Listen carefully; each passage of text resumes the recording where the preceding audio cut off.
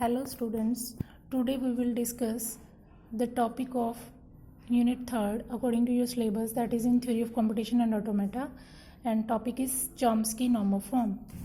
So we already know that a grammar has 4 tuples. Mathematically we can write it as 4 tuple V summation P and S. V stands for set of non-terminals, summation for set of terminals, P the production rules, and S is the start symbol. And start symbol is we can say introduced in a production in grammar production rules, and S is also non-terminal. That means it belongs to set of non-terminals. So any context-free grammar, as we already discussed about context-free grammar, said to be in CNF if all the production rules satisfies the conditions, and there are some conditions which have to be followed for a CFG to be in CNF.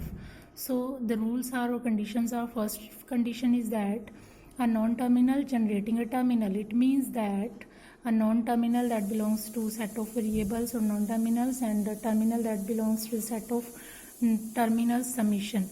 So we know that non-terminals are the capital alphabet and terminals are the small alphabets, as well as digits 0 to 9. For example, according to this condition, we can take an example like A produces small a. It means it is a production which is in CNF. Second one condition is a non-terminal generating two non-terminals. Means if there is a terminal on the left hand side, it can produce the two non-terminal, then this production is said to be in CNF. And third one is, the last one condition is start symbol generating epsilon. Epsilon, as we know that empty moves we already discussed. So S produces epsilon, it can be a production in CNF. So now we can according to these three conditions, we can identify that a given grammar or CFG is in CNF or not. Let's take two examples, G1 and G2. These are two context-free grammar, and now we can check which one is in CNF, which one not in CNF. So there are productions, 4 productions in G1 and 3 productions in G2. Now check the productions of G1. S produces small a, that is the first rule or condition. This is the second condition. This is again the first condition, and this is again the first condition. So G1 is in CNF. Now G2 S, this is in CNF according to first condition.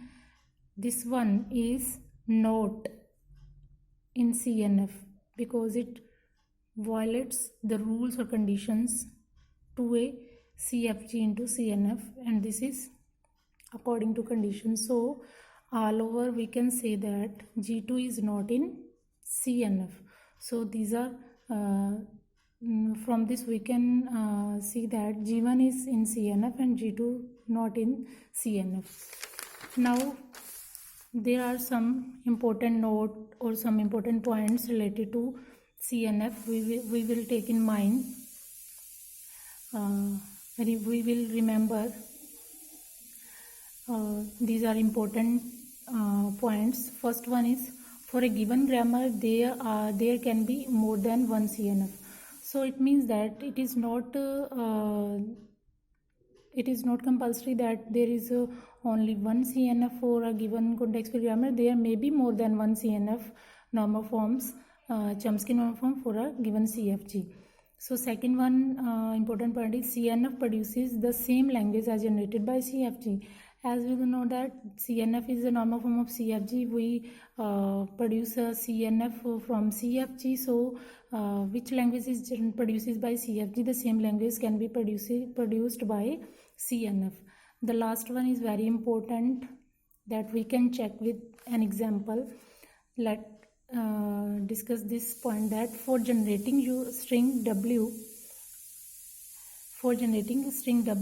of length n, we know that what is string? It is a combination of terminals, and the rule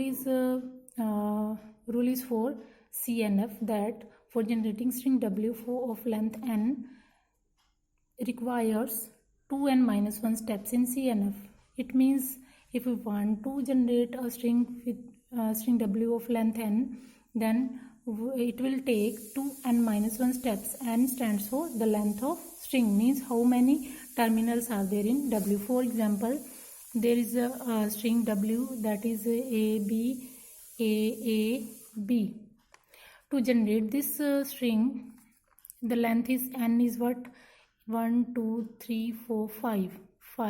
So if we generate this string by using the productions in CNF, it will take 2 into 5 minus 1, that is 9 steps, because n is 5, that is the length of string.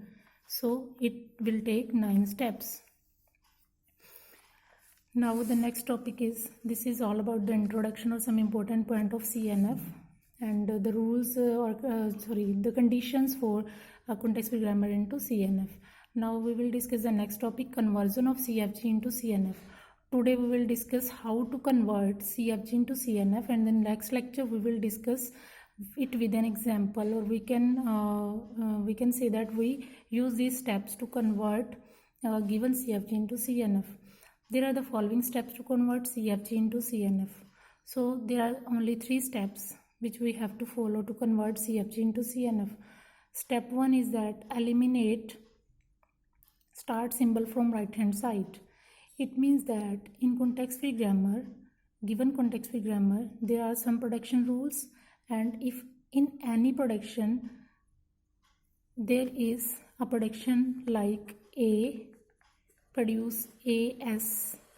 So S is what we know that it is the start symbol for a context-free grammar. So if S occurs on the right hand side of any production, we have to eliminate it. So we can say that we have to convert this production into another production in which S should be eliminated.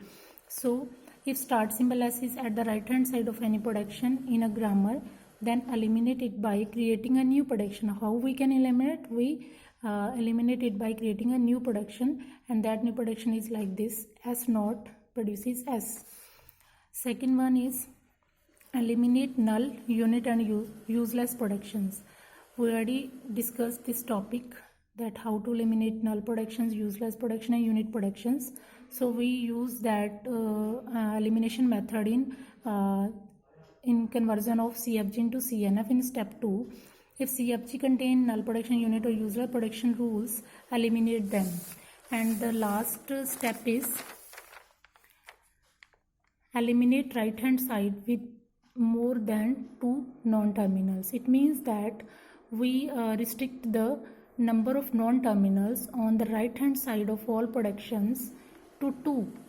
If any production rule has more than 2 non-terminals on right hand side, then restrict them to 2. For example, we can see that in this production there are 3 variables or non-terminals on the right hand side of this production, so we have to restrict it to 2. How we can restrict it to 2? The rule is that take the first 2 non-terminals and introduce a new non-terminals with these 2 non-terminal on the right hand side of that non-terminal. For example, we can write it as A produces FC. Now F is what? It is the new non-terminal, and what is the production for this non-terminal? AB, the first 2 non-terminal in the given production. Another example like B produces ACB. Now we take AC in the new non-terminal production. Let Z is the new non-terminal and it produces AC, the first 2 non-terminal, and B produces ZB. Take another example as like AB B. Now first 2 variables or non-terminals are AB.